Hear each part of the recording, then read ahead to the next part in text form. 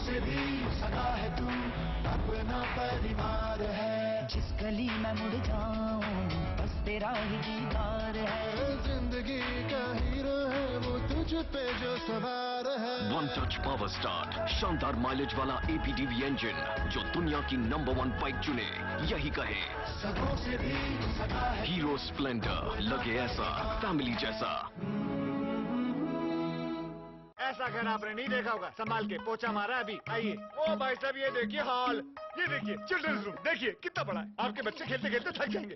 हो गया, मजे ले लिए। आइए। और यह है बेडरूम, इसकी खिड़की से तारे दिखते हैं। तारे। आपको क्या लगा प्रॉपर्टी डीलर हूँ? हाँ, अरे आपको अपना घर दिखा रहा था। Pearls infrastructure. हम जानते हैं कि घर अरमान, उम्मीदों और सपनों का बना होता है, तभी तो हम घर बनाते हैं, जिंदगियां बनाते हैं। अक्षय बाथरूम कब धोगे? आज संडे है ना। सरकार में जहां पे माना जा रहा है कि बहुत सारे मुखिया हो चुके हैं, मुख्यमंत्री एक हैं, लेकिन नाम कई सारे अखबारों में मीडिया में आते रहते हैं। लेकिन आपको क्या इस प्रकार कोई किसी प्रकार का कोई प्रेशर? सरकारों का सवाल है ये। हम तो परफार्मर हैं, माने सरकार की जो नीतियां हैं उसको क्रियान्वित करने का। आज के समय पे जो दिक्कतें होती हैं उसमें वो सुविधाएं कंज्यूमर्स को नहीं मिल रही और जो बिजली की दरें हैं वो भी बढ़ रही हैं, हर सेगमेंट की बढ़ रही हैं। आज की तारीख में हम इसको अपने 37-38 वर्षों के अनुभव पे स्वीकार करते हैं कि इस विभाग में कनेक्शन लेना सबसे टेढ़ा काम है। अगर किसी आदमी को बिजली का कनेक्शन लेना हो तो हमारे लोग, इतना हमें मालूम है कि वो उसको पर्याप्त परेशान करते हैं। देखिए खास बात यूपी पावर कॉरपोरेशन के प्रबंध निदेशक AP मिश्रा के साथ रविवार शाम 6 बजे सिर्फ चैनल 1 न्यूज पर।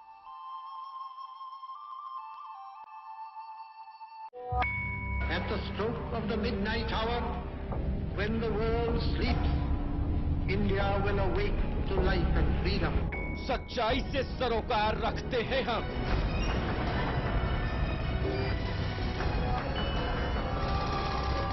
हर खबर को खबर में जिंदा रखते हैं हम। हर मुद्दे पर समय से लड़ते हैं हम।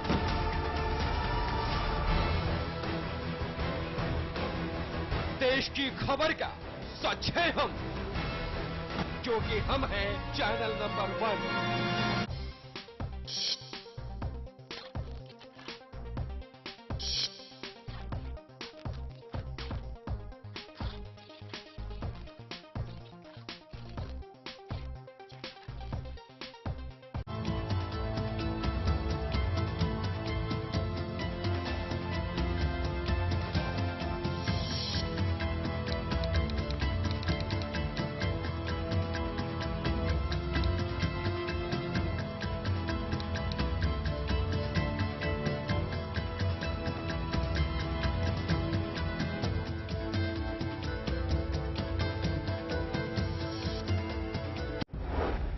क्या लुभावनी स्कीम से आपको ललचा रही है फर्जी कंपनियां?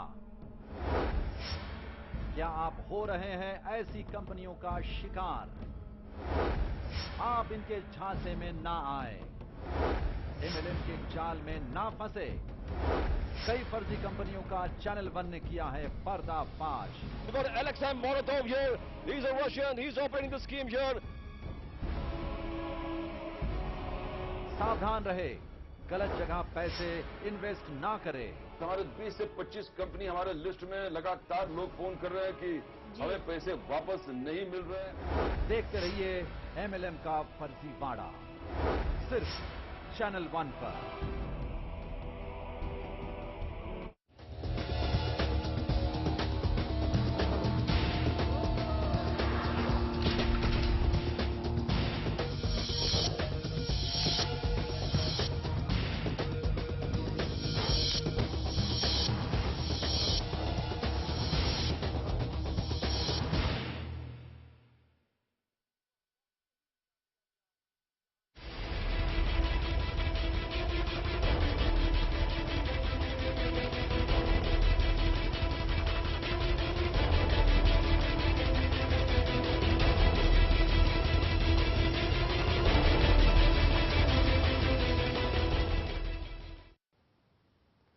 नमस्कार, मैं हूं वंदना चंदेल और आप देख रहे हैं हमारा खास प्रोग्राम बॉम्ब गुरु अंडर अरेस्ट। दिल्ली पुलिस ने आज एक ऐसा कारनामा किया जिससे कि उसके नाम में, उसकी प्रतिष्ठा में 4 चांद लग गए। 12 अगस्त को दिल्ली को दहलाने की धमकी देने वाले भारत के दुश्मन नंबर 1 आतंकी हाफिज सईद ने एक धमकी दी। अपनी ललकार को समय की लकीर पर खींचने के लिए उसने अपने सबसे विश्वसनीय सूत्रधार को भारत भेजने का फैसला भी लिया। वो भारत आ भी गया, लेकिन दिल्ली पुलिस की आंखों से बच नहीं पाया। दिल्ली पुलिस की आंखें करीब 800 किलोमीटर दूर नेपाल बॉर्डर पर ऐसे टिकी थी जैसे कोई परिंदा पर भी नहीं मार सकता। वो सूत्रधार आया देश की तबाही का मंजर लेकर, देश में तबाही बिखेरने के मकसद से, लेकिन यहां आने से पहले ही वो दिल्ली पुलिस की गिरफ्त में आ गया। देश की जांच एजेंसियां इस खबर के बाद गदगद है, क्योंकि अब वो आतंक की परत को खोल सकेंगी, कई और राज सामने आ सकेंगे।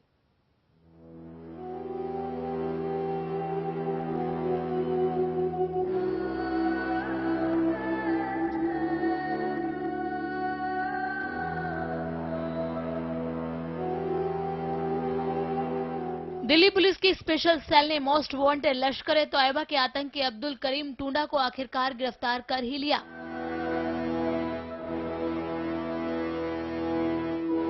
टुंडा की पुलिस को करीब 25 साल से तलाश थी।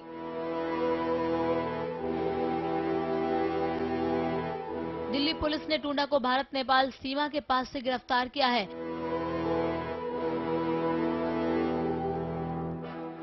पुलिस ने उसे कोर्ट में पेश किया, जहां से उसे 14 दिन की पुलिस रिमांड पर भेज दिया गया है।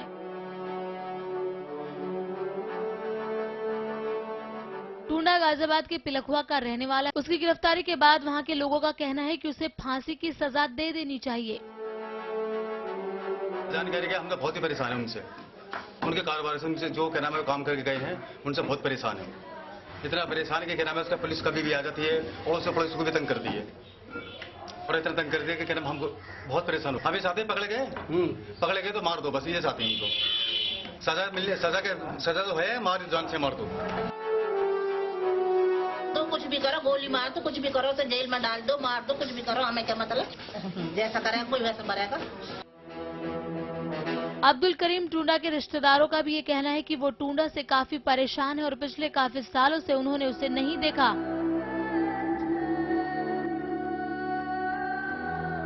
और अगर उसने गलत काम किया है तो उसे कड़ी सजा मिलनी चाहिए। पता नहीं लगा, आप लोगों आए तो इस वजह से पता लग गया, हमें कोई पता नहीं उनका, नहीं हमें पता लगा। अच्छा पकड़े गए, बार बार ऐसे ही बोलते हैं, पकड़े गए, लेकिन पकड़े नहीं जाते वो कभी भी। अच्छा पकड़े गए, मार दो, मर जाए वो, अच्छा है। हमें तो परेशान है खुद हम जब से। टुंडा की गिरफ्तारी को पुलिस एक बड़ी कामयाबी मान रही है और उसके गांव के रहने वाले, उसके रिश्तेदार और पड़ोसी भी उसे मौत की सजा देने की बात कर रहे हैं। Bureau report, channel 1 news.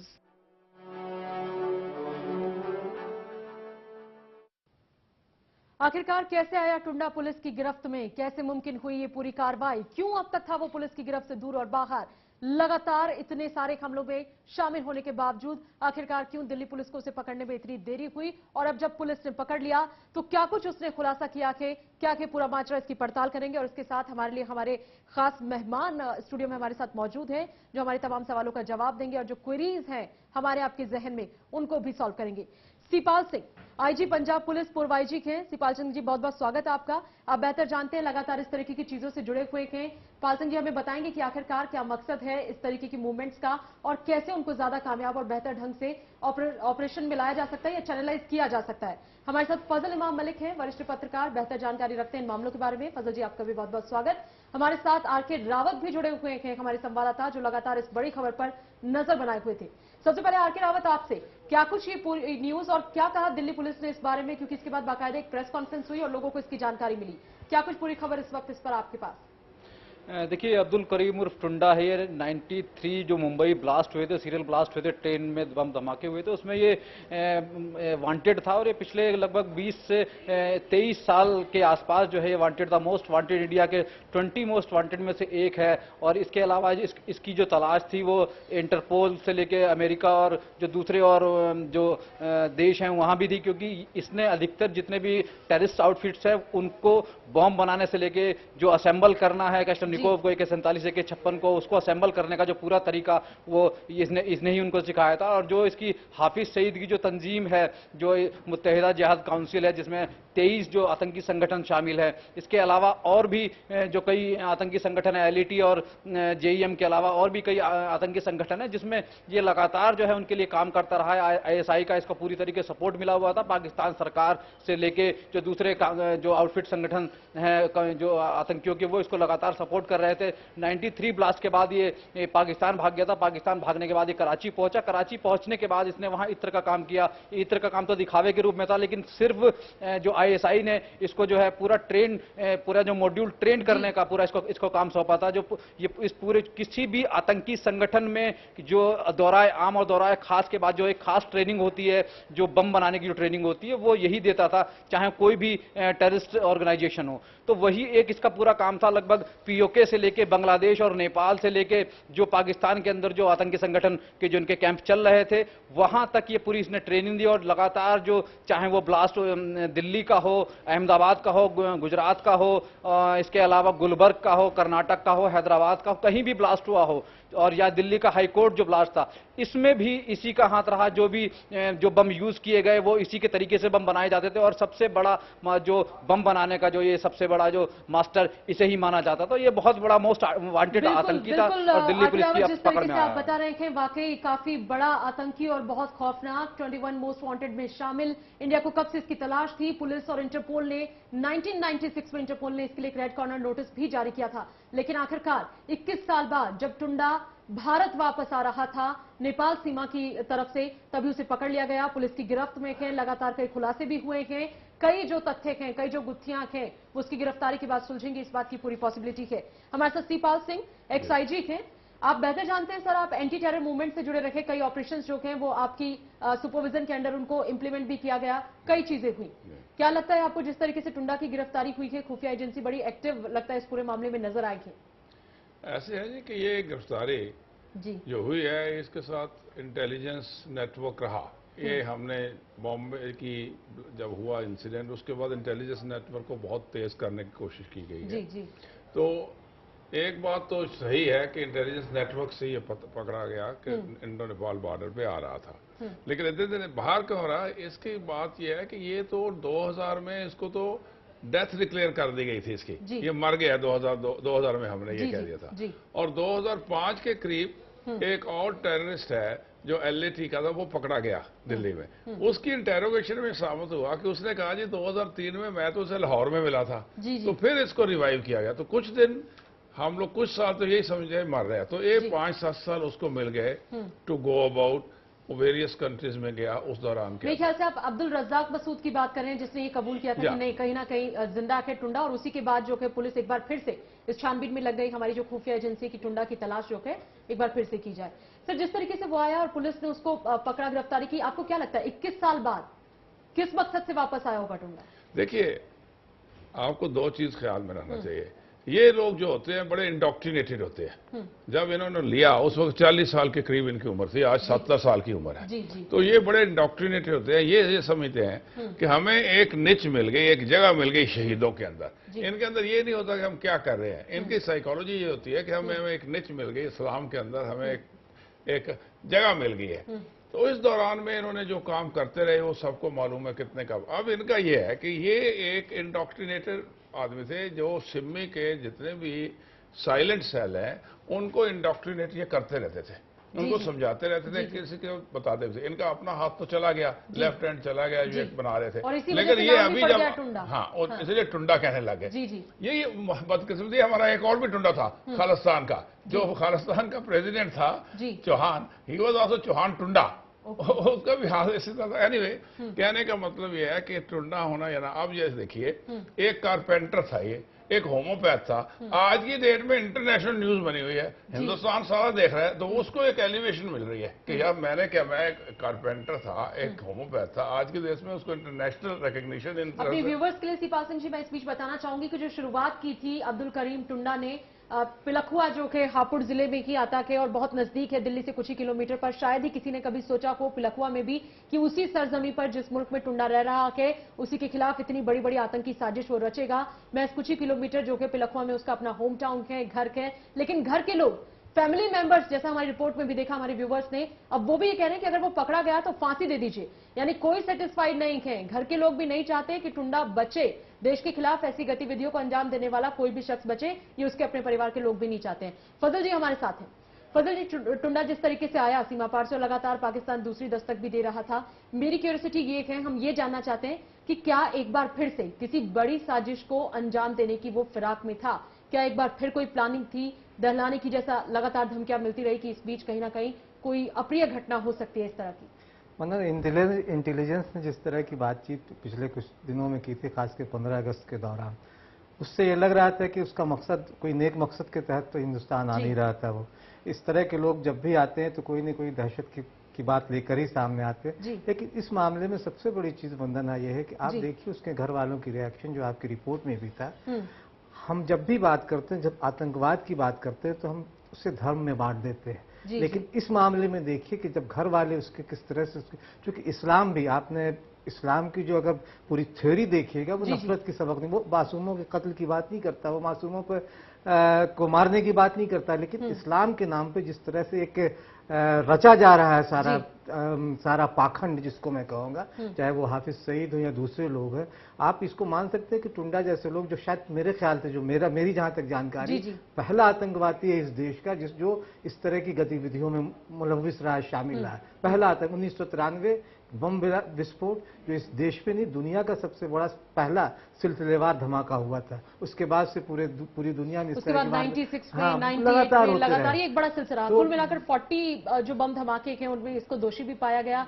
20 तो मेजर जो चीजें थी उनमें मुख्य आरोपी के तौर पर टुंडा को देखा जाता है। तो मतलब बहुत बड़ा दायरा है उसकी क्रिमिनल एक्टिविटीज का। रिफ्लेक्ट करिए गया कब ये गया कब, जब आपके यहाँ पे बाबरी मस्जिद के गिरने के बाद 1993 में बॉम्बे बम ब्लास्ट में शामिल हुआ। ये इसका फर्स्ट बम ब्लास्ट शुरू हुआ 1993 में। उन दिनों के अंदर बाबरी मस्जिद को गिराया गया था। इन दोनों के अंदर, इनके लोगों के अंदर एक किस्म का जुनून पैदा हो गया, उस जुनून के अंदर ये निकल गया। उसके बाद ये हाथ चढ़ गया आईएसआई ने सारे इसको पकड़ लिया, जो ट्रेनिंग दी ये की। तो ये देखिए, हम भी जाके, अच्छा सिंह साहब ये भी कहते हैं कि क्योंकि वो शुरू में रंगाई का काम करता था, उसे पता था कि केमिकल जो कलर्स करने के कपड़ों को वो कैसे यूज हो, और धीरे धीरे उसने केमिकल के दूसरे रिएक्शन सीखे। तो आईएसआई वालों को ये पता था कि वो बेहतर यूज कर सकता है केमिकल का, इसलिए उन्होंने इसका फिर यूज इस तरीके से किया कि बम बनाने में उसको ये जिम्मेदारी सौंपी। मैं आपसे एक अर्ज करूं, इस केस के अंदर तो आपने रंगाई वाला कह दिया। मैं ये कहता हूँ थोड़ी सी भी एजुकेशनल आपको मिल जाए, वो इनको इस किस्म के आरडीएस का यूज करना कोई ऐसी दिक्कत नहीं होती। इसको आपने पोटेशियम नाइट्रेट, अमोनियम नाइट्रेट लेकर क्या करना है, इनको सिखा देते हैं। और उसके बाद सीखते सीखते इतने इनका जुनून आ जाता है, इतना जुनून, इतना ये समझते हैं। अब ये देखिए 2010 की बात आप कर रहे हैं, 2008 के 10 की जब कॉमनवेल्थ गेम्स की बात कर रहे हैं कि उसमें इसने बम ब्लास्ट कर रहे थे। आज की डेट में अगर मेरे से पूछा जाए तो ये पिछले दिनों में जब ये वापस आया यहाँ पे, तो ये ईद के दिनों में कहीं ना कहीं आया है, इसको यहाँ पे भेजा गया। एक बात, अच्छा, तो आपको ये नहीं लग रहा कि वो आज या कल की ही घटना है जब वो आया होगा? कुछ दिन पहले ईद तो वही 8-9 को ईद थी, मतलब एक आध दिन इधर उधर करके उसको भेजा गया। अब भेजने के बाद कहीं ना कहीं इसकी मुलाकात होनी थी। मुलाकात होने के बाद जो हमारे साइलेंट सेल जगह जगह बने हुए हैं सिम्मी के, जो आज इंडियन मुजाहिदीन है, उनके साथ राब्ता होना था। और राब्ता होने के बाद उनको ट्रेनिंग करता, इंडोक्ट्रिनेट करता, ये तो काम उसने करना था। जो आप है 70 साल की उम्र में अब ये इतना काम करने के काबिल नहीं रह गया, लेकिन इसको अगली स्टेज में कर दिया गया। That is leadership. तुम जो यंगस्टर्स आ रहे हैं उनको तुम लोग थोड़ा सा सिखा दो, उनको बताओ कि कैसे। लेकिन एक सवाल ये भी है यहाँ के, बार बार हम सिमी और साइलेंट सेल की जिसकी बात आप कह रहे हैं, उसका नेटवर्क बहुत बड़ा तो होगा नहीं इस पूरे, बहुत बड़ा वर्क है, बहुत बड़ा नेटवर्क है, बहुत बड़ा नेटवर्क है। उसमें जो लोग भी शामिल, क्योंकि सिमी का कोई हेडक्वार्टर नहीं हो सकता है या इंडियन मुजाहिदीन का कोई हेडक्वार्टर, तो हमारी इंटेलिजेंस कहाँ क्यों फेल कर जा रही है ताकि उनको क्रैक भी करे। मैं आपको अर्ज करता हूँ, सिमी के साइलेंट सेल्स का क्यों नहीं ट्रैक हुआ? आप देखिए जब बॉम्बे ब्लास्ट हुआ, आपने देखा कि वहां पे कितने मदरसे हैं। आज मैं ये नहीं कह रहा, हर मदरसा जो था 300 कुछ मदरसे थे जिसके अंदर बॉम्बे के नजदीक किसी तरीके से ये इंडोक्ट्रिनेट कर रहे थे। इसी तरह यूपी में भी है। लेकिन जो मदरसा यूज होता है उसको अगर हाथ लगाते हैं तो आप रिलीजियस सेंटिमेंट्स को करते हैं। यही बात पाकिस्तान हमारे पंजाब में हुई। जब पंजाब में ये भी है ना सिंह साहब, ये मोस्ट ऑब्वियस भी है, किसी पर्टिकुलर रिलीजन को लेकर या किसी पर्टिकुलर समुदाय के खिलाफ अगर आप ऐसी सोच रखेंगे या एक मदरसे को ही आप टारगेट करें इस इंटेंशन के साथ, जरूर यहाँ पे आतंक पनप रहा है। लेकिन पाल साहब देखिए, जब टुंडा पकड़ाता है तो उसके घर वाले उसके खिलाफ बोलते हैं, क्योंकि जिस तरह आप देखिए कि यहाँ जब कसाब को फांसी हुई या उसके बाद जो और एक फांसी जो हुई अफजल गुरु को फांसी हुई, इस देश का मुसलमान किसी ने नहीं उस पर रिएक्ट किया। मेरे से तो मुसलमान है सच तो मैं कह ही नहीं, मुसलमान सुन्नी और शिया है, शिया उसमें नहीं बिलीव करते बिल्कुल। वो तो मैं ये कह रहा हूँ कि जब एक इस पर चर्चा फजल जी जारी रखेंगे, आर.के. रावत से कुछ और सवाल जरूर पूछेंगे। फिलहाल लेते एक छोटा सा ब्रेक के बाद फौरन वापसी।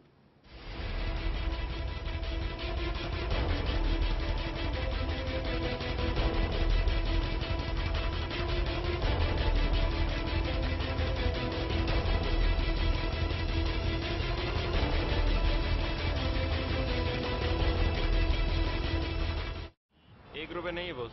₹1 नहीं है मतलब? अरे मतलब छुट्टा नहीं है। नहीं है तो आप लेके आओ, जाओ। छोड़ ना, ₹1 में क्या कर लेगा तू? पिगी बैंक में डालूंगा। तुझे क्या प्रॉब्लम है? मेरे को मेरा ₹1 चाहिए। अच्छा 1 मिनट। करीना पसंद है बॉस। क्या? ये देखो। क्या है ये? वीडियो है ₹1 में। देखो देखो पूरा देखो। देखो वीडियोस ₹1 में। 52010 पे कॉल करो, क्लिक करो, चूज करो, एंजॉय करो। ₹1 में फुल मस्ती। ऐसा घर आपने नहीं देखा होगा, संभाल के पोछा मारा अभी। आइए। ओ भाई साहब ये देखिए हॉल, ये देखिए चिल्ड्रंस रूम, देखिए कितना बड़ा है। आपके बच्चे खेलते खेलते थक जाएंगे। हो गया, मजे ले लिए। आइए। और यह है बेडरूम, इसकी खिड़की से तारे दिखते हैं, तारे। आपको क्या लगा प्रॉपर्टी डीलर हुआ? अरे आपको अपना घर दिखा रहा था। Pearls infrastructure. हम जानते हैं कि घर अरमान, उम्मीदों और सपनों का बना होता है, तभी तो हम घर बनाते हैं, जिंदगियां बनाते हैं। अक्षय बाथरूम कब धोगे? आज संडे है।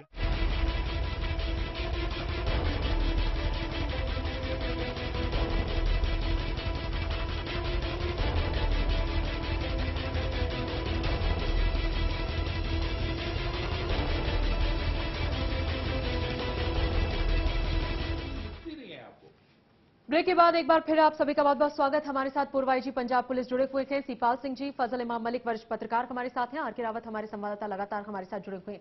आर.के. रावत, गिरफ्त में आने के बाद क्या कुछ खुलासा किया थे टुंडा ने, क्या कुछ पता चल पाया पुलिस ने इसके बारे में, कोई भी तथ्य, कुछ भी जानकारी रिवील की हो?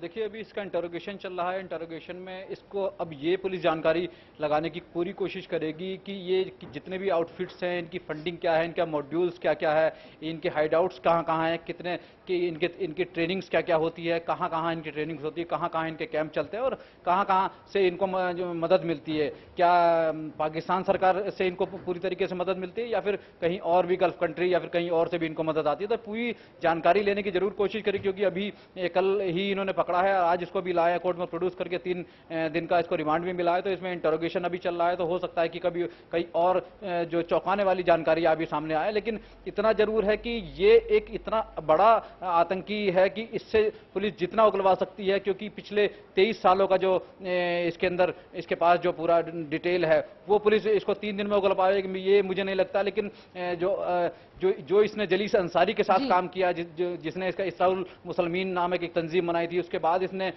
आजम गौरी के साथ काम किया, इसके अलावा बुधवार के साथ काम किया, इसके अलावा और भी कई बड़े बड़े जकीर लखवी के साथ काम किया, जकीर रहमान लखवी था, इसके अलावा दाऊद और हाफिज सईद, ये इतने बड़े बड़े नाम है कि इनके साथ जो काम किया, उनके साथ किस तरीके का काम किया करता था, इसका क्या रोल उसमें हुआ करता था और इसकी क्या भूमिका इन सारे इस पूरे मॉड्यूल्स में इसकी रहती थी। तो ये पुलिस जरूर उगलवाने का जरूर काम करेगी, लेकिन अभी क्या क्या उगलवा पाई ये भी कुछ साफ नहीं कहा जा सकता। लेकिन इतना जरूर है कि ये टुंडा की गिरफ्तारी के बाद अब तक किसी और को हिरासत में लिया गया है? क्योंकि जैसा आईजी साहब कह रहे हैं बार बार कि कहीं कोई पर्पस तो था, ऐसा लगता है कि कुछ लोगों को वो कुछ बताने या सिखाने आया को, ट्रेन करने आया को, वो बिना किसी मोटिव के तो एंटर नहीं किया उसने इंडिया में।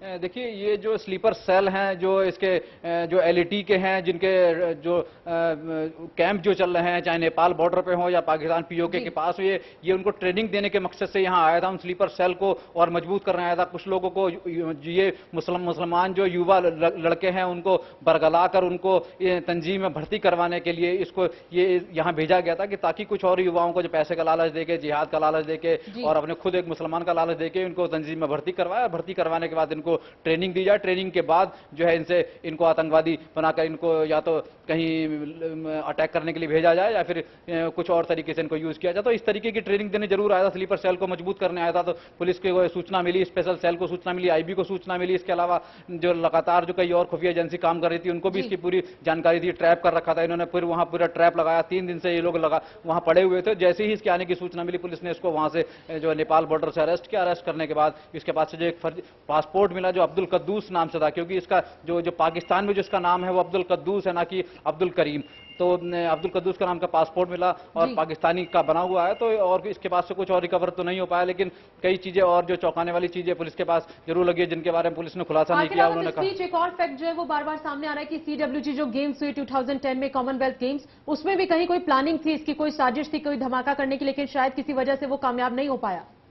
जी बिल्कुल, कॉमनवेल्थ गेम्स से 1 महीना पहले लगभग ये पूरे दिल्ली में धमाका करने की इसकी पूरी तरीके से साजिश थी। लगभग 23 आतंकवादी वहां से इन्फिल्ट्रेट करवा दिए गए थे। वो यहां तक पहुंच भी गए थे, लेकिन उसमें से 3 आतंकियों को दिल्ली पुलिस की स्पेशल सेल ने पकड़ लिया था और ये पूरा मॉड्यूल को तोड़ दिया गया था, जिसमें सिमी के भी कुछ आतंकी थे। वो सिमी के मॉड्यूल को भी उस समय तोड़ा गया था। तो ये वही था, अगर ये लोग अपने इरादे में कामयाब हो जाते तो कॉमनवेल्थ से पहले दिल्ली या जो भारत की जो राजधानी है वो एक बार फिर दहल जाती है और इसका जो नतीजा है वो बाहर जो विदेशों पे जो हमारे भारत की साख पे जरूर पड़ता। तो ये पुलिस की स्पेशल सेल ने जरूर उस समय गिरफ्तारियां की थी, जिसमें ये अपने मकसद में कामयाब नहीं हो पाया था। लेकिन उसी समय से पुलिस जो है लगातार इसके पीछे लगी हुई थी। इसकी कोई ताजा फोटो नहीं थी, लेकिन इंटरपोल के पास एक ऐसी फोटो थी जो इसको मैच करती थी। तो पुलिस लगातार उसी फोटो को लेकर इसको ढूंढने में लगी हुई थी और इसकी पूरी जो आईबी जो है इसकी पूरी तरीके से इसके पीछे इंटरसेप्शन पे लगी हुई थी। कई बार ये फोन बदल रहा था, कई बार ये लैंडलाइन से फोन करता था। वो सारी इंटरसेप्शन के बाद जब कंफर्म हो गया कि नेपाल आने वाला, तब जाके इसको फाइनली वहां से गिरफ्तार किया गया। जी वंदना। तो फाइनली उसकी गिरफ्तारी हुई और गिरफ्तारी के बाद अभी वो रिमांड में है। पुलिस उससे पूछताछ करेगी, इंटेरोगेट करेगी और जानने की कोशिश करेगी कि आखिरकार कौन कौन से मामले के जिनको गुत्थी जिनकी सुलझानी थी और कौन सा ऐसा प्रोजेक्ट था जिसके चलते वो यहां पर आया था। जैसा आर के रावत बता रहे हैं कि ट्रेनिंग देने की बात थी, कई लोगों को अपनी तंजीम में भर्ती करने की बात थी और इसके लिए वो ट्रेंड होकर बाकायदा यहां पर पहुंचा था और पूरी कोशिश थी कि और भी कई ऐसे लोगों को बरगलाकर अपनी इस मुहिम का वो हिस्सा बना सके। सिंह साहब, जैसा आर के रावत बता रहे हैं, ऐसा लग रहा है कि पुलिस या खुफिया एजेंसी इस मामले में पूरी तरह से अलर्ट थी, चौकस थी। 21 साल बाद वो आया तो इन लोगों ने अपने हाथ से निकलने नहीं दिया, फोन डिटेल से ट्रेस किया या जैसे भी मुमकिन हुआ उसको अपनी गिरफ्त में लिया। लेकिन हर बार ऐसा नहीं होता। इससे पहले लियाकत अली शाह के मामले में भी हमने देखा कि दिल्ली पुलिस का जो रवैया था बड़ा पॉजिटिव रहा, बड़ी एक्शन ओरिएंटेड, बड़ी अलर्ट रही। लेकिन एक्चुअल में सीन ये नहीं है। सीन ये है कि आप 200 में से 2 को पकड़ पाते हैं, 100 में से 1 को पकड़ पाते हैं। आप 1 को पकड़ते हैं तो 10 भाग जाते हैं, 10 भाग जाते हैं, आप उनके बारे में फिर आगे कुछ कर नहीं पाते हैं। आपके पास लिस्ट बहुत बड़ी होती है लेकिन आप कहीं कुछ बहुत ज्यादा एक्टिवनेस के साथ कर नहीं पाते हैं। ऐसा क्यों? क्योंकि आप लगातार इस तरीके के मूवमेंट्स में रहे हैं। ऐसा क्यों? इसमें 3 फर्स्ट वजह यह है कि हमारे पास जो इंटेलिजेंस आती है जी, जो इंटेलिजेंस कलेक्ट होती है आज की डेट में एक्शनेबल इंटेलिजेंस नहीं होती। ये होने वाला है, ये हो सकता है, ये बॉम्ब ब्लास्ट हो जाएगा। नो सच एक्शनेबल इंटेलिजेंस कि ये आया है, ये नहीं। बहुत ही कम एक्शनेबल इंटेलिजेंस होती है, नंबर 1। नंबर 2, जब हम आदमी को पकड़ लेते हैं उस वक्त आज की डेट में ह्यूमन राइट्स की ऐसा कहानी है, उसको हम 2-4 दिन रखें तो पता चल सकता है उससे कुछ। वो एकदम हम ह्यूमन राइट्स की वजह से उसको मुझे लगता है फजल जी आप किस बात से एग्री होंगे, क्योंकि लास्ट टाइम लियाकत अली शाह के मामले में उमर अब्दुल्ला जी सामने आ गए थे और उन्होंने ये कहा उसी वक्त मैं यही अर्ज कर रहा हूँ, उसी वक्त हमको अब ये देखिए, अगर सही माना जाए, मैं अपनी बात अपने पे रखता हूँ, सही माना जाए कि उसको 1 दिन पहले गिरफ्तार किया है तो 1 दिन के अंदर पुलिस रिमांड 24 घंटे के अंदर जो रह गया उसको मजिस्ट्रेट के प्रोड्यूस करके अब 3 दिन का पुलिस रिमांड ले लिया। अगर ये माना जाए 1 दिन में क्या इंटेरोगेशन हो सकती है? जो इसके सही आदमी थे अब आपने सामने कर दिया, हर चैनल ने कर दिया इसको सामने, और जितने आदमी है वो वहां से अपने तरबतर हो जाएंगे। मैं आपको एग्जैक्ट देता हूं, KCF के चीफ को हमने पकड़ा बाई चांस, हमारे बटेर पांव के नीचे आने वाली बात है, हमने पकड़ लिया जलंधर में। रात को हमने पकड़ा, सुबह किसी तरीके से किसी सीनियर अफसर ने, मेरे से सीनियर अफसर ने डिक्लेयर कर दिया कि पकड़ा गया केसीआर जी। उसके दौरान में जितने उसके सेल वाले थे सब दौड़ गए। बड़ी मुश्किल की इंटरोगेशन के बाद एक जगह जाके हमको उनका जखीरा मिला आर्म्स एम्यूनिशन का। तो इसलिए मतलब आप कहना चाह रहे हैं कि ऐसे जो ऑपरेशन है वो पूरी तरीके से सीक्रेट होने चाहिए, बहुत सीक्रेट, कहीं कुछ रिवील नहीं होना चाहिए। लेकिन सीक्रेट ऑपरेशन करने से क्या सीक्रेट होगा? हम रख नहीं सकते उनको 24 घंटे से ज्यादा अपने पास रख नहीं सकते। आपको कोर्ट में उनको सामने लाना पड़ेगा, मजिस्ट्रेट के, वो प्रॉब्लम है। अगर रखते हैं कल को कोई बातचीत हो वो मुश्किल होता है। लेकिन आज की डेट में मैं आपको ये बता सकता हूँ, जितनी भी इंफॉर्मेशन मिली है ये पुलिस के गिरफ्त के बाद मिली है।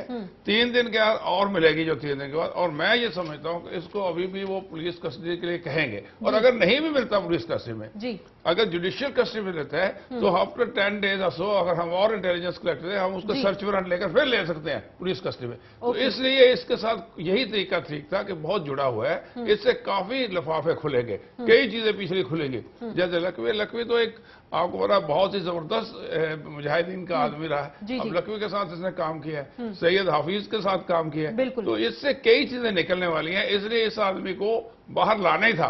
अब आज पकड़ा है या कल, इसके ऊपर मैं नहीं जाना देता। लेकिन जितने मतलब कुल मिलाकर तीन बातें आपने कही है। एक तो ये कि एक्शन ओरिएंटेड इन्फॉर्मेशन जो राइट है वो नहीं होता है। दूसरा आपने कहा कि ह्यूमन राइट्स जो कि इसमें एक बहुत बड़ा मुद्दा है। और तीसरा आपने कहा कि ऐसे जो ऑपरेशन है वो उतने सीक्रेट रह नहीं पाते जितने होने चाहिए। इसमें एक और वंदना जी फजल जी, मैं इस पर आपका क्या रिएक्शन है जरूर पूछूंगी आपसे। बातचीत जारी रहेगी हम लोगों की। फिलहाल रुकते हैं एक छोटे से ब्रेक के लिए और फौरन करते हैं वापसी।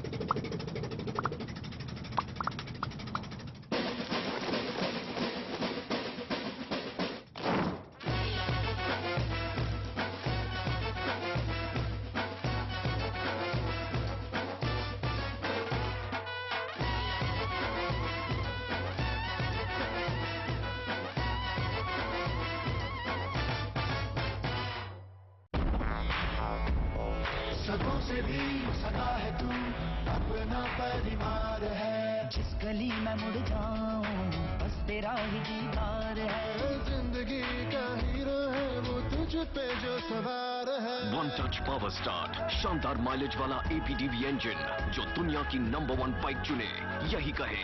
सगों से भी सगा है। हीरो स्प्लेंडर लगे ऐसा फैमिली जैसा। ऐसा घर आपने नहीं देखा होगा। संभाल के पोछा मारा अभी। आइए। ओ भाई साहब ये देखिए हॉल, ये देखिए चिल्ड्रंस रूम, देखिए कितना बड़ा है। आपके बच्चे खेलते खेलते थक जाएंगे। हो गया, मजे ले लिए। आइए। और यह है बेडरूम, इसकी खिड़की से तारे दिखते हैं, तारे। आपको क्या लगा प्रॉपर्टी डीलर हुआ?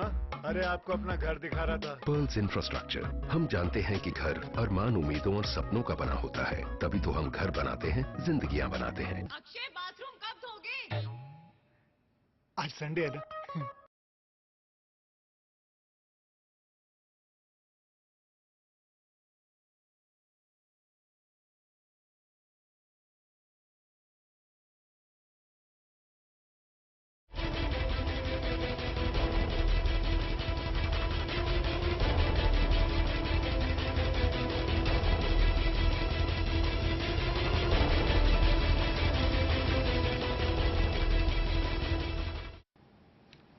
दाऊद का दाहिना हाथ, 40 बम धमाकों को अंजाम देने वाला, लाखों लोगों की हत्या का दोषी टुंडा आखिरकार दिल्ली पुलिस की गिरफ्त में है।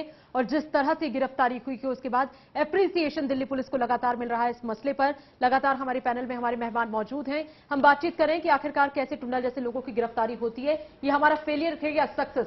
हमने देर से किया या हमने समय पे किया या हमने जल्दी किया, या हम करते हैं तो क्यों नहीं कर पाते? क्यों हम बड़ी मात्रा में ऐसे लोगों को नहीं पकड़ पाते जो भारत में आतंकी साजिश को अंजाम देने के लिए जिम्मेदार है, दोषी है? ये पुलिस की नाकामयाबी है, खुफिया एजेंसियों का फेलियर है, या फिर शासन तंत्र की अव्यवस्था का नतीजा है? क्या है माजरा? इसी की पड़ताल करने की हम कोशिश कर रहे हैं। हमारे साथ फजल इमाम मलिक वरिष्ठ पत्रकार मौजूद हैं।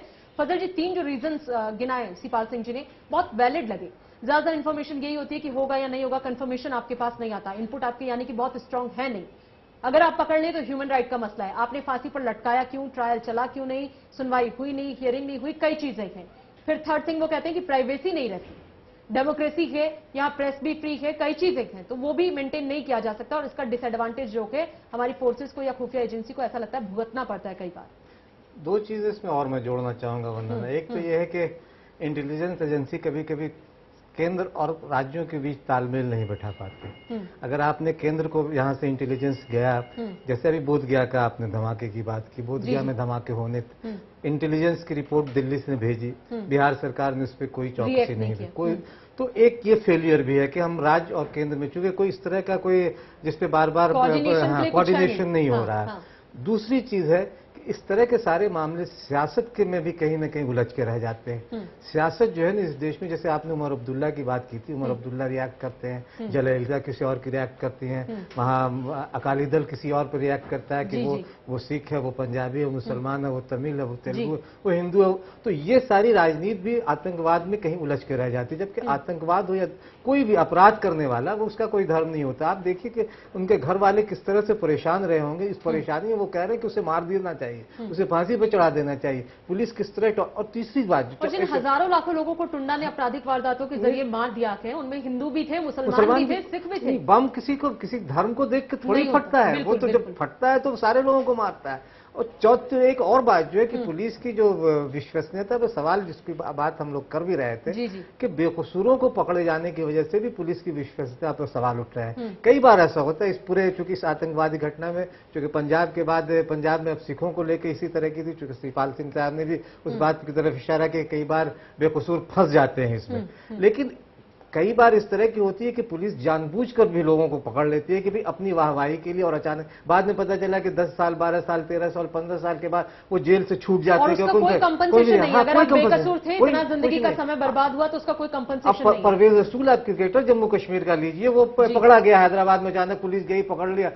हालांकि ये भी हुआ कि पुलिस ने उनको गलती का एहसास हुआ, तुरंत छोड़ा। नमराना का एक शेर बहुत अच्छा है इसी पे, कि बस फकत इतनी सी बात पे उसने मुझे दंगाई लिखा है कि मेरे घर के एक बर्तन पे ISI लिखा है। तो ये नहीं होनी चाहिए प्रवृत्ति। पुलिस को पकड़ना चाहिए, आतंकवाद का कोई धर्म नहीं है, तो मुसलमान है, मदरसों में भी होने चाहिए चाहे। अगर मदरसों से संचालित हो रहा है आतंकवाद, तो वहां भी रेड होने चाहिए। जिस तरह से पंजाब में भी आप देखिए कि दमदमी टेक्सटाइल में गोल्डन टेम्पल पर अटैक हुए, अगर तो गोल्डन टेम्पल जिसका खमियाजा आज तक कांग्रेस को भुगतना पड़ रहा है, लेकिन हुआ तो हुआ, लोगों ने लिया। और तो इसी तरह से अगर मदरसों और मस्जिदों में इस तरह की चीजों की मनाही है, इस्लाम इसकी कहीं इस्लाम इसकी इजाजत नहीं देता, और अगर इस तरह की हो रही तो लोगों को भी आगे आना चाहिए और मदरसों के खिलाफ भी और जहां मस्जिदों के खिलाफ भी कार्रवाई होनी चाहिए। इसमें किसी सरकार को नहीं सोचना चाहिए, लेकिन सच और झूठ के बीच का एक जो महीन सा पर्दा है, उस पर भी सरकार को और पुलिस वालों को ध्यान रखना होगा। जी सिपाल सिंह जी, कैसे डिफरेंस क्रिएट करेंगे कि कौन जेन्युइन है, कौन नहीं है? देखिए, वही अपना जो जुडिशियल प्रोसेस है, वो कहते हैं कि justice is late, justice is light. ये चीजें जो है बड़ा लॉन्ग ड्राउन आउट प्रोसेस होता है। हम 8-10 साल इसी काम में लगे रहे, फिर 10 साल बंगाल में भी एंटी टेररिज्म के खिलाफ लगे। ये चीजें जो बड़ी दिक्कत होती है, एक से दूसरे को नेटवर्क करना, यहाँ बैठकर ड्राइंग रूम के अंदर कह देना बहुत आसान होता है। मैं कहता हूँ कि आज के जितना सिख समूह खराब हुआ हमारे खिलाफ उस वक्त इसीलिए हुआ कि हमको कई दफा जाकर गुरुद्वारों के अंदर से टेररिस्ट पकड़ने पड़े। लेकिन इस साल से मैं अच्छा, ये किसी भी कॉमन मैन को अनएक्सेप्टेबल होगा क्योंकि वो धार्मिक संस्था अच्छा, उसके ऊपर लिखा तो होगा नहीं कि ये टेररिस्ट है। आपने उसको पकड़ा, अब कोई हमारे पास जादू की छड़ी तो है नहीं, और उसको ज्यादा 4-6 दिन 8 दिन रख के ग्रेजुअली पता जाए, वो कर नहीं सकते। आप कुछ क्विक रिएक्शन करें, क्विक रिएक्शन में ऊंच नीच हो जाती है। ऊंच नीच हो गई और फर्ज कर लीजिए वो आदमी इनोसेंट है, और कई इनोसेंट आदमी, जैसे मैं इकबाल साहब से इससे सहमत हूं, कई इनोसेंट आदमी तरन तारण से पट्टी से दौड़ के पाकिस्तान चले गए सिख, क्योंकि उनको मालूम था कि इनोसेंट को पकड़ करके यंग को मारेंगे पूरी साल। तो इसमें ज्यादतियां हो जाती हैं। मैं नहीं कहता कि ज्यादती नहीं हुई या ज्यादतियां नहीं होती, हो जाती हैं, लेकिन ज्यादती उतनी नहीं होनी चाहिए जिसमें यह कि उनको इतना असर हो जाए और दौड़ जाए। एक बात जी। एक बहुत सी अच्छी सी बात जिससे मैं इनके साथ सहमत हूं, वो है कि पॉलिटिकल मोटिवेशन नहीं होनी चाहिए ऐसे हालात में। टेररिस्ट उसका कोई रिलीजन नहीं होता इन्होंने कहा, लेकिन अब केंद्रीय और इन्होंने एक सेंटर की बात की। सेंटर ये कहता है ये जो आमतौर पर मैंने अभी आपको अर्ज किया, जो आप इंफॉर्मेशन देते हैं उसकी कितनी ऑथेंटिसिटी होती है पता नहीं होता, आपने किया। लेकिन ये जरूर बात है कि सेंटर और स्टेट, क्योंकि स्टेट हमेशा समझते हैं law and order is a state subject, आप मत टच करिए। सेंटर क्यों टच करता है? चिदम्बरम साहब ने कहा कि मैं मल्टी सेंटर इसमें टेररिज्म आज तक नहीं बना पाए, क्योंकि कई सीएम उसका विरोध कर रहे हैं। सारे सीएम विरोध किया, सारे सीएम विरोध किया। उनको लग रहा है कि ये पावर तो ये चीज जो है ये टेररिज्म के खिलाफ एक सेपरेट, मैंने एक दफा इसका जिक्र किया था, इस चीज को बिल्कुल सेपरेट लेना चाहिए। टेररिज्म के मौके को आपके अंदर चाहे लॉ अमेंडमेंट करें या कुछ करें, कॉन्स्टिट्यूशनल अमेंड करें। अच्छा सिंह साहब, चूंकि आप लगातार इस तरीके की चीजों से दो चार हुए हैं, आपको लगता है कभी ऐसा भी आपके सामने कभी कोई ऐसा वाकया आया हो कि खुफिया एजेंसीज अपने काम को लेकर बड़ी श्योर हो, इनपुट को लेकर बड़ी श्योर हो, लेकिन सिर्फ पॉलिटिकल डिस्टर्बेंस की वजह से वो अपने काम को अंजाम नहीं दे पाए? बहुत दफा, कई दफा उनको हमें रीजन नहीं पता होते पीछे। एक आदमी हमारे पास आता है, हमने उसको गिरफ्तार किया है, उसके बाद हमें ये पता चलता है सेंटर से कि इस आदमी को आप ऐसे ट्रीट मत करिए। अब क्यों? कोऑर्डिनेशन पोलिटिकल इंटेलिजेंस ब्यूरो वहां पे क्या कर रहा है, और पंजाब पुलिस में सी पाल सिंह साहब और केपीएस गिल क्या कर रहे हैं, उसमें इतना राब्ता नहीं होता, वो अपने लगे होते हैं। उन्होंने कहा जी आपने इस आदमी को छेड़ा है, ये वो पॉलिटिकल इस तरह से हमने उसको तो विन ओवर करके पंजाब में टेररिज्म खत्म कर देना था। हम कहते थे भाई ऐसे नहीं खत्म होता, खत्म होना है तो उसकी पूरी तरह इंटेरोगेशन करो। तो इस तरह से हमारे को कई दफा कॉम्प्रोमाइज करना पड़ता है, there is no doubt about that. लेकिन फिर भी ऐसा लगता है कि आप, जैसे ये इंसिडेंट आपने जिक्र किया, इससे कहीं ना कहीं ये तो कंफर्म हो गया कि पॉलिटिकल डिस्टर्बेंस होता है, इंटरफेरेंस होता है, और शायद इस वजह से खुफिया एजेंसियां इंडिपेंडेंटली काम नहीं कर पाती। लेकिन कई बार ऐसा भी हुआ कि खुफिया एजेंसियां ही आपस में श्योर नहीं थे, आईबी श्योर नहीं थे, क्लैश कर रहे थे, एनआईए का जो परसेप्शन है वो क्लैश कर रहे हैं, तो वो भी ऐसा लगता है कि पूरी नेटवर्किंग को डिस्टर्ब करता है। यही तो मैं अर्ज कर रहा था, जब चिदम्बरम साहब ने आके कहा कि इसको सब कोऑर्डिनेशन करेंगे, तो एक सवाल ये आया कि आप क्या कर रहे हैं। उन्होंने जी इंटेरोगेशन कर, नेशनल इन्वेस्टिगेशन एजेंसी बना दी उन्होंने, that is after the commission of crime, आप उसकी इंटेरोगेशन करें, उसको पकड़े। Before the commission of crime जो एंटी टेररिस्ट एक्टिविटी है उसमें अभी तक कोऑर्डिनेशन नहीं आ पाई, क्योंकि सेंटर सेटअप ही नहीं हुआ, क्योंकि उसमें एक तो एजेंसीज का अपना होता है कि मेरी एजेंसी ऊपर है, वो एजेंसी ऊपर है, दूसरा जो है पॉलिटिकल मोटिवेशन आ जाती है। सेंटर कहेगा मैं लूंगा इसको, कि स्टेट कहता है कौन इसके अंदर क्रेडिट कौन लेगा, ये क्रेडिट की बात आनी शुरू हो जाती है। तो मेरी अर्ज करने का मतलब है जो टेररिस्ट क्राइम है इसको एक सिर्फ सेपरेट टेररिस्ट क्राइम को लेकर एक सेपरेट ही तरीके से सोच बननी चाहिए, वो सोच अभी तक नहीं बन पाई। इसकी वजह क्या हो सकती है? वजह एक तो राजनीति जिसकी बार-बार, सबसे बड़ी वजह तो है जो से the constitution lays down that state subject है और उसको आप सेंटर सब्जेक्ट बना नहीं सकते, नंबर एक। नंबर दो बड़ी वजह है कि पुलिस इंडिपेंडेंस नहीं है। आपको सुप्रीम कोर्ट ने ऑर्डर दिया आज 4 साल पहले प्रकाश सिंह साहब की रेट के ऊपर कि इस तरह से पुलिस का सेटअप करो, आज तक किसी स्टेट ने नहीं उसका सेटअप किया। वो उसको जंग उसको खा रही है, उसको कुछ हो ही नहीं, घुन खा गई है, ऊपर किताबें पड़ी हुई। अच्छा, बहुत कम स्टेट्स की पुलिस इतनी एक्टिव है सिंह साहब, आप ये भी मानेंगे बहुत कम स्टेट्स की पुलिस इतनी एक्टिव है कि ऐसे मामलों में कोई कार्रवाई करती है। हाल में दिल्ली पुलिस ने 2 जो काम किए वो बड़े सराहनीय थे। आर.के. रावत हमारे साथ हैं। आर.के. रावत, दिल्ली पुलिस अपनी छवि सुधारने की कोशिश कर रही है या बस्सी साहब के आने के बाद की जो स्थिति है वो पहले से बेटर लग रही है? हालांकि लियाकत अली शाह जिसकी हम बात कर रहे हैं वो नीरज जी के टाइम में जब वो कमिश्नर थे तब उसकी गिरफ्तारी हुई थी। तो ये 2 मामले जो आए थे बैक टू बैक, इसमें जी स्पॉट फिक्सिंग वाला भी मामला जिसका दाऊद से कनेक्शन भी है, बहुत अच्छे फॉर्मेट में वो काम कर रही है। आर.के. रावत, आप सुन पा रहे हैं हमें? बताइए जी। हम लोग कह रहे हैं कि क्या दिल्ली पुलिस जो कि स्पॉट फिक्सिंग का मामला रिवील किया, उससे पहले लियाकत अली शाह की गिरफ्तारी हुई, उसके बाद अब टुंडा की जिस तरीके से गिरफ्तारी हुई, ऐसा लग रहा है कि एक बहुत अच्छे और एकदम चेंजिंग जो होता है, मतलब पहले इतनी एक्टिव इन चीजों में नहीं दिखती थी दिल्ली पुलिस। जी बिल्कुल, जब से स्पेशल सेल के स्पेशल सीपी एस.एन. श्रीवास्तव बने हैं, ये लगभग पिछले इनका रिकॉर्ड रहा है कि बहुत अच्छे अधिकारी माने जाते रहे हैं। इन्वेस्टिगेशन में इनका बहुत अच्छा, इन्होंने बहुत बड़े बड़े काम किए, चाहे डिस्ट्रिक्ट में डीसीपी हों या उसके बाद ज्वाइंट सीपी रहे हों या बीच में एडिशनल सीपी रहे हो, तो बहुत अच्छे काम किए। इन्वेस्टिगेशन के माहिर खिलाड़ी हैं। इसके अलावा जैसे ही इन्होंने स्पेशल सेल को जब ज्वाइन किया था उसके बाद इन्होंने कई लोग मतलब बड़े बड़े मामलों का खुलासा किया। उसके बाद इन्होंने लियाकत अली को पकड़ा, लियाकत अली को पकड़ने के बाद जब उसमें विवाद हुआ कि उन्होंने कहा कि ये सरेंडर करने आ रहा था, इन्होंने कहा हमने नेपाल से इसको पकड़ा है, तो एसएसबी को सौंपा है, तो उसमें फिर उसमें जखीरा जो बरामद हुआ उसमें थोड़ी किरकिरी जरूर हुई है, लेकिन उसमें ये फिर भी श्योर थे एस एन श्रीवास्तव कि नहीं ये असली मामला चाहे ना ये इस पे जांच कर ले, चाहे कोई और एजेंसी इस पे जांच कर ले, उसमें भी श्योर थे। उसके बाद इन्होंने फिर जब स्पॉट फिक्सिंग खोला, स्पॉट फिक्सिंग खोलने के बाद तो जो दिल्ली पुलिस की जो छवि थी वो जिसमें खराब हो रही थी, उसके बाद तुरंत उसको एक बड़ा इनको लाभ मिला और उसके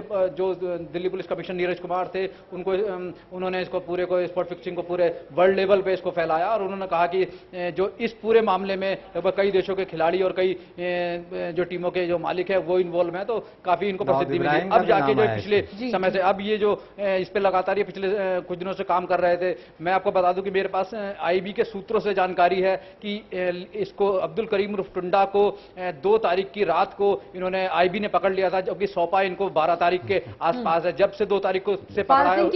पाल सिंह जी हमारे साथ हैं, उनकी बात को आपने वेरीफाई कर दिया। वो भी यही कह रहे थे कि ये पॉसिबल नहीं है कि ये गिरफ्तारी आज ये 2 तारीख को आईबी ने पकड़ा था इसको। उसके बाद से जब जैसे ही इसको पकड़ा है उसके बाद से पाकिस्तान की आर्मी ISI ने 40 आतंकी जो इंडिया में घुसाए हैं और उस घुसाने में 5 हमारे भारतीय सैनिकों को उसी समय इन्होंने मारा था। उसके बाद से लेकर आज तक बिल्कुल भी वहां गोलीबारी कम नहीं हुई है, लगातार सीज फायर का उल्लंघन हुआ है।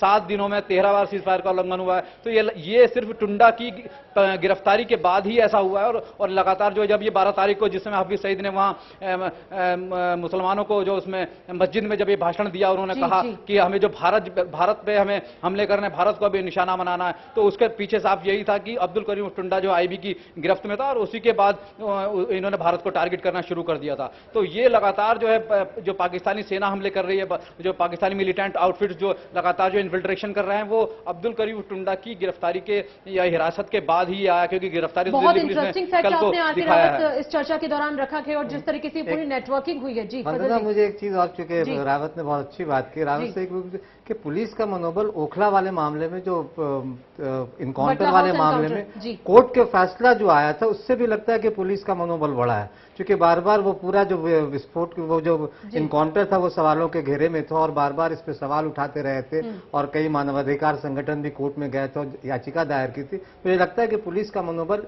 उस फैसले के बाद भी बढ़ा होगा। जी बिल्कुल, पुलिस का मनोबल बढ़ा है, क्योंकि 19 सितंबर 2008 को जिस समय ये एनकाउंटर चल रहा था उस समय मैं L18 के नीचे ही खड़ा था। उस समय जिस समय इनको मोहनचंद शर्मा को गोली लगी है, बलवंत के गोली लगी थी, मोहनचंद शर्मा के पेट के नीचे 4 गोलियां लगी थी, उनका पूरा मांस बाहर आ गया था। मैं उस समय वहीं था। उस समय 2 अतीफ जो मारे गए थे, मैंने उनको खुद उनकी बॉडी को ले जाते हुए वहां देखा, क्योंकि ये फेक एनकाउंटर नहीं था। मोहनचंद शर्मा को मैं जानता था, कितने अच्छे कैलिबर के इंस्पेक्टर थे, टेररिस्टों के मामले में बहुत अच्छा नेटवर्क था उनका, वो कोई फेक एनकाउंटर नहीं करने वाले थे। लेकिन इसके पीछे जब ये राजनीति शुरू हुई, चाहे कोई कांग्रेस पार्टी हो या कोई भी पार्टी हो, उसके बाद जो है ये लगातार जो कोर्ट में इन्होंने अपना पूरा डिफाइन किया, सारी एविडेंस इनको सामने रखे, सारी जो इनकी चिप थी वो सामने रखी, सारे सबूत इन्होंने सामने रखे, तब जाके कहीं जो इनको अब फायदा मिला कि इसको आतंकवादी घोषित किया, इसका मर्डरर घोषित किया मोहनचंद शर्मा का, अब तब जाके पुलिस का मनोबल और बढ़ा था। अब इन्होंने लेकिन सिंह साहब, मैं आपसे जानना चाहती हूँ कि जैसे अभी टुंडा को गिरफ्तार कर लिया या लियाकत अली शाह को कर लिया या जैसे कसाब को गिरफ्तार कर लिया, उससे पहले भी इस तरीके की कई घटनाएं हुई, लेकिन जिनको नहीं कर पाए, ये तो इक्का दुक्का केस है जिनको हम जुबानी हम याद भी कर सकते हैं क्योंकि नाम ही इतने कम है कि आपको ध्यान रहेंगे जो लेकिन आपको क्या लगता है ये गवर्नमेंट फेलियर के, एडमिनिस्ट्रेटिव फेलियर के या हमारी जो खुफिया एजेंसीज है उनका फेलियर के कि बहुत ज्यादा फ्रिक्वेंट और कांस्टेंट वर्क हम इसमें नहीं कर पाए?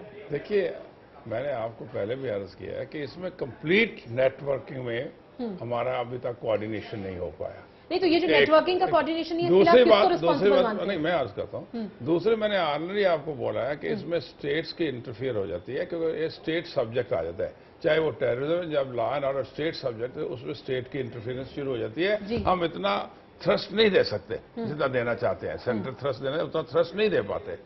मैंने और बातें भी कही हैं, लेकिन मैं एक बात आपको कह दूं, जैसे आपने आप कंपैरेटिव स्टडी की है कि आप पुलिस बड़ी हुई है, मनोबल पुलिस का बढ़ता है पब्लिक के रिएक्शन से। ये एक एनकाउंटर से हो गया या नहीं, इससे मतलब आज मनोबल बढ़ गया, कल को 2 और एनकाउंटर और फेक कर देंगे, ये बात नहीं होती। मनोबल बढ़ता है पुलिस को जब पब्लिक की सपोर्ट मिलती है, पब्लिक की कमेंडेशन मिलती है, प्रेस की कमेंडेशन मिलती है, मीडिया की कमेंडेशन मिलती है, एक बात। दूसरी बात है, ये एक मौके की बात है।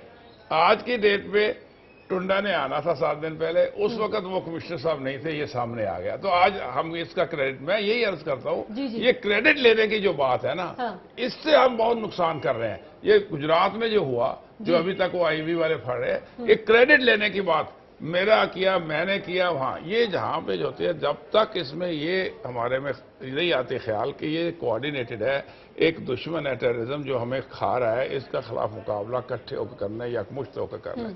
मैं आपको बताना चाहता हूँ कि एंड गेम इन पंजाब क्यों आई। एंड गेम इन पंजाब तब आई जब सारे पैरामिलिट्री फोर्सेज ने पंजाब पुलिस के साथ कोऑर्डिनेट किया। जब सारी की सारी फौज ने, हम फौज को कहते थे हमें कोऑर्डिनेट करो, कहते थे हम आउटर कार्डन सीपाल सिंह साहब आपको दे देंगे, इनर नहीं करते, हम करिए। तो पूरा का पूरा हमें उनका पूरी सपोर्ट आर्मी की मिली, आईबी की पूरी इंटेलिजेंस सपोर्ट भी। आज वो जिंदा नहीं है, कल्याण रुद्र साहब ज्यादा सीपाल सिंह आप करते हो, ये चीज है। जब तक आपकी सारी एजेंसी ने हमें कोऑर्डिनेट किया गिल साहब के होने की वजह से, क्योंकि पुलिस का मनोबल की बात है, उन्हें मालूम था कि एक ऐसा लीडर बैठा हुआ है या ऐसे लीडर्स बैठे हुए हैं जो हमारे पुलिस को हर हालत में सपोर्ट करेंगे। उसके बाद क्या हुआ, जो आदमी जिन्होंने एंटी टेररिस्ट में काम किया, जैसे संधू था, वो उसी जेल में चले गए जहां टेररिस्ट पड़े थे, वहां पे टेररिस्ट उनके ऊपर जाइब्स कर रही, उन्होंने खुदकशी कर रही, तो मनोबल गिरना शुरू हुआ। मैं ये अर्ज करना चाहता हूं, मनोबल गिरना एक बात सब रिएक्शन की होती है, दूसरी बात है कि पुलिस को सपोर्ट कितनी होती है, तीसरा उनका लीडरशिप क्या है, और सबसे बड़ी बात जो आप कहते हैं फेलियर है, फेलियर इससे होता है जब कोऑर्डिनेशन नहीं होती। और कोऑर्डिनेशन मैं अगर आप डिटेल में कभी जाएंगे बताऊंगा कि इवन हमारे नेक्स्ट स्लाइड के लिए कोऑर्डिनेशन अभी तक नहीं मान पा रही। लेकिन तो कई चीजों में ऐसा लगता है कि कोऑर्डिनेशन की समस्या, फजल साहब आप भी इससे सहमत होंगे कि सरकार की भी नहीं है, क्योंकि 2000 से 2005 के बीच तो एजेंसीज ईमान की चल रही थी कि टुंडा इज ऑलमोस्ट डेड, तो ये तो आपका अपना फेलियर है। एक चीज और बताएं, जैसे आपने कहा कि पुलिस को जब तक मनोबल तब बढ़ेगा जब आपको आवाम का सपोर्ट मिलेगा।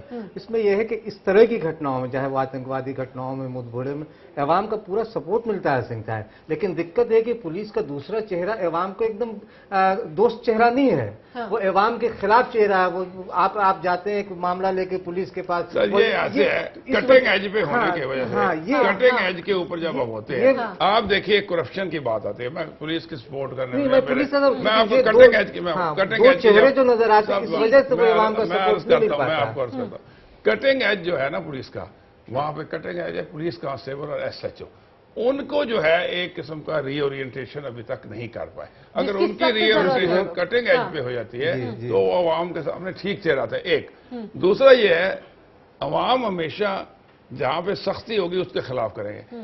मैं किसी डिपार्टमेंट का नाम नहीं ले रहा, रेवेन्यू डिपार्टमेंट है, पता नहीं कितनी करप्शन होती होगी, लेकिन लोग कहेंगे ठीक है ठीक है ठीक है, पटवारी क्योंकि उनके साथ साथ उनको भी फायदा। जब कटिंग एज पे आता है लड़ाई झगड़े का, रेवेन्यू डिपार्टमेंट से और पुलिस में चूंकि फर्क यह है कि अवाम का रोज का राब्ता होता है पुलिस के साथ, और एक बात है कि वो ज्यादा उससे दुखी होते हैं। सर एक बात मैं करना चाहूंगा विच इज टुडे फोरम में जी, अवाम को ये अनफॉर्चुनेटली जागृत नहीं है कि पुलिस ने कहाँ हिस्सा लेना है। मेरे पास कुछ आदमी आए 10 दिन पहले कि जी वहां पे हमारा रेंट पे एक टेनेंट बैठा हुआ है जी, वो निकलते हैं उसको पुलिस कह के निकाल दीजिए। क्यों?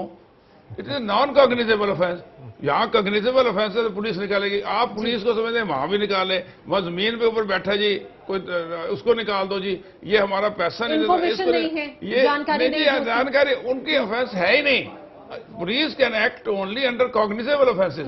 ऑल दी जितनी अवाम की रिपोर्ट हमारे पास आते हैं उनमें से 70% नॉन कॉग्निजेबल ऑफेंसेस होते हैं। वो कहते हैं इसको एक्ट करो, अगर वो एक्ट करते हैं तो हमारे गए, नहीं एक्ट करते तो हमारे एक्ट करते हैं तो हम कहेंगे जाके सीनियर नॉन कॉग्निजेबल ऑफेंस में तुम एक्ट को कर रहे तो पैसा लेना होगा। साहब आप जरा हमें ये बताएं ना कि 2000 से 2005 तक अगर फोर्सेस ने या जो हमारी एजेंसीज हैं उन्होंने मान लिया कि भाई ही इज डेड, ये कितना बड़ा फेलियर। 40 धमाकों को हिंदुस्तान में अंजाम देकर कहीं चला गया टुंडा, आपने एक बार जानने की कोशिश भी नहीं की और आपने मान लिया कि 5 साल तक वो मरा हुआ है। आप देखिए इस किस्म के फेलियर हर देश में होंगे। अब अमेरिका से एक आदमी आके रशिया में आपका बैठा हुआ है, उसको उन्होंने नो लैंड समझ के उसको दिया, ही वाज गेटिंग आउट, इतनी बड़ी गवर्नमेंट, उनका फेलियर है, उनको नहीं मालूम कि वो क्या कर रहा है। इस किस्म के फेलियर को फिर क्योंकि ये आदमी बाहर रहा मोस्ट ऑफ द टाइम और इसने उस दौरान में एक्ट नहीं किया। आपके पास कोई ऐसा आदमी नहीं आया जिसकी इंटेरोगेशन जैसा हो, जो ही आपके पास आदमी आया 2005 में, 2006 में उसको हमने एक्टिवेट कर दिया। एक बात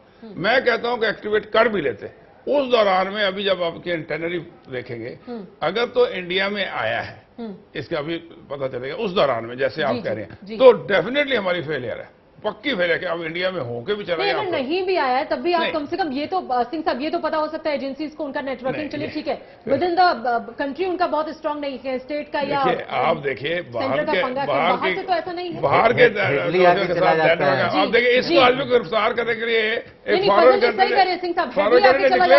आके रेकी करके बॉम्बे में चला। तो ये इंटेलिजेंस हमारी, आप भी बार बार इसका जिक्र करें कि इंटेलिजेंस हमारी अभी उतना परिपक्व नहीं है जितनी होनी चाहिए इंटेलिजेंस। और दूसरी ये कि फिर राज्यों का साहब ये तो इन्फेंट स्टेज आ गई, ऐसा लग रहा है शैशवावस्था है कि आपको पता ही नहीं कि जिस आतंकी को ढूंढना और जिसने इतनी बड़ी बड़ी वारदातें अंजाम दे दी वो जिंदा भी है या नहीं मरा भी है। ये तो बिल्कुल ऐसा है कि इन्फेंट स्टेज में चल रही है क्या ये वंदना? घटनाएं घट जाती हैं या विस्फोट हो जाते हैं, उसके बाद ये पता चलता है कि केंद्र कहता है कि हमने खुफिया जानकारी दी थी, राज्य कहता है कि मुझे नहीं मिली थी। तो ये आप जब तक कोई तालमेल नहीं होगा, या तो इंटेलिजेंस की फेलियर है, कई बार तो ऐसा हुआ कि आरबी कुछ अलग कह रहा था, एनआईए कुछ अलग कह रहा था, सीबीआई अलग कह रहा था, राज्य की पुलिस अलग कह रही है, कुछ अलग कह रही थी, राज्य सरकार अलग कह रही है। बड़ी विचित्र स्थिति हो जाती है। कहीं कोऑर्डिनेशन जब तक नहीं होगा और अपनी जो खुफिया एजेंसी है उसको और भी ज्यादा तकनीकी तौर पे दक्ष बनाना होगा, ज्यादा पावरफुल बनाना होगा और उन्हें कुछ अधिकार भी देने होगा अतिरिक्त, सियासी बंदिशों से भी थोड़ा उन्हें निकालना होगा, तभी इस देश की इंटेलिजेंस थोड़ा ज्यादा पावरफुल होगी और टुंडा जैसे लोगों पर हम ज्यादा बेहतर काम। मुझे लगता है आर.के. रावत इसके बारे में हमें कुछ जानकारी दे सकते हैं फजल जी, क्योंकि दिल्ली पुलिस हो या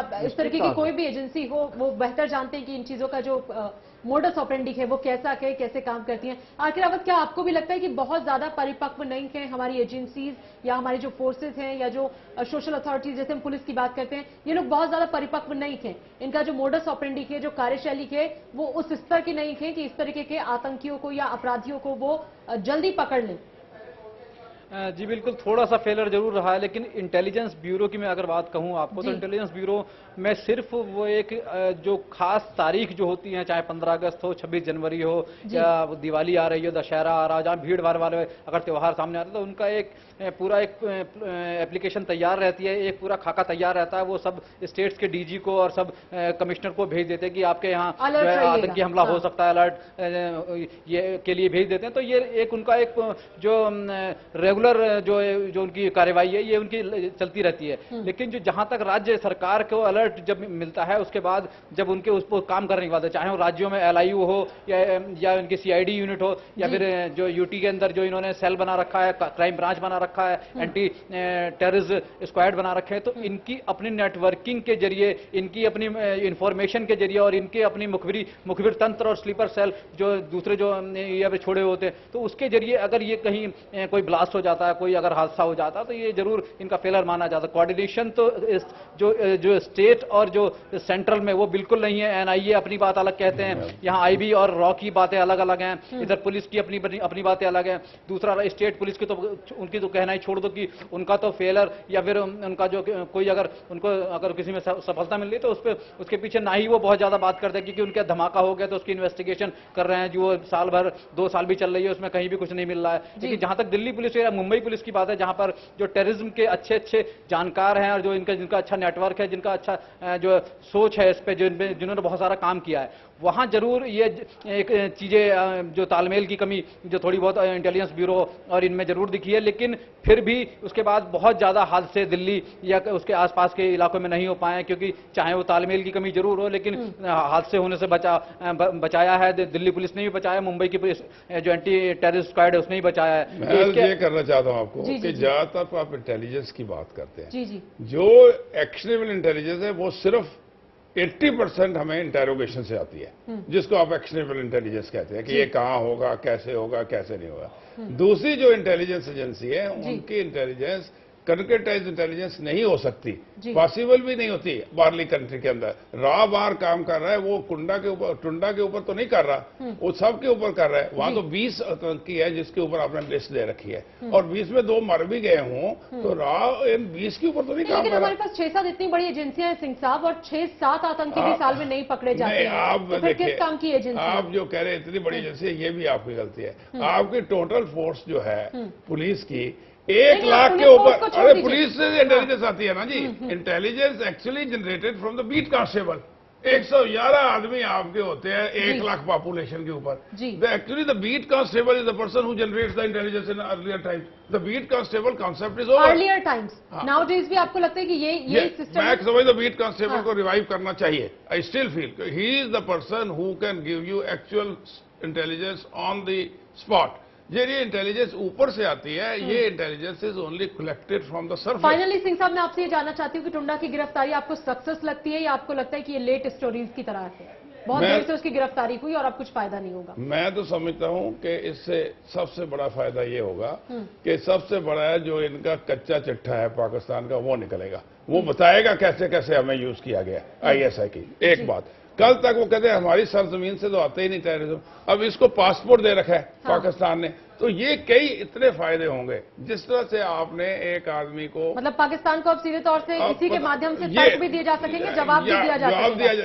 ये चीजें आपकी है। आप कहते हैं हमारा कर ये है ये जो आपने को एक्शनेबल सारी बात पता चलेगी। तो मैं तो समझता हूँ इसकी गिरफ्तारी से हमारा एक जबरदस्त सक्सेस होगी वीजा विज द पाकिस्तान को बताने के लिए। फजल जी, वक्त बहुत कम है, आप बहुत संक्षेप में बताएं, आपको भी लगता है कि इसकी गिरफ्तारी से बड़ा फायदा होगा हिंदुस्तान को? बड़ी कामयाबी तो है, चूंकि मोस्ट वांटेड की लिस्ट में सबसे 20 लोगों की सूची में था, तो जाहिर है कि इससे एक बड़ा फायदा होगा। और ठीक है कि पाकिस्तान फिर बेनकाब होगा, हालांकि कसाब जो पकड़ा गया था उस वक्त तब भी वही थी, वहाँ कैसे नहीं माना था पाकिस्तान, क्योंकि पाकिस्तान की एक प्रवृत्ति हो गई है, वो कभी मुकरना उससे आता है, इसलिए पाकिस्तान शायद फिर इससे मुकर जाए कि हमने।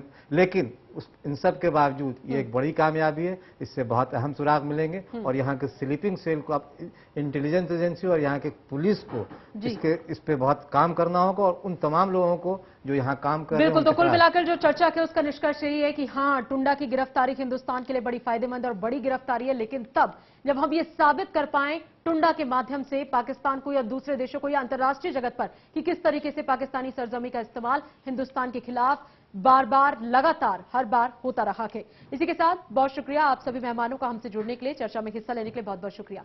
प्राइवेट में फिलहाल इतना ही, आप देखते रहिए चैनल 1 न्यूज।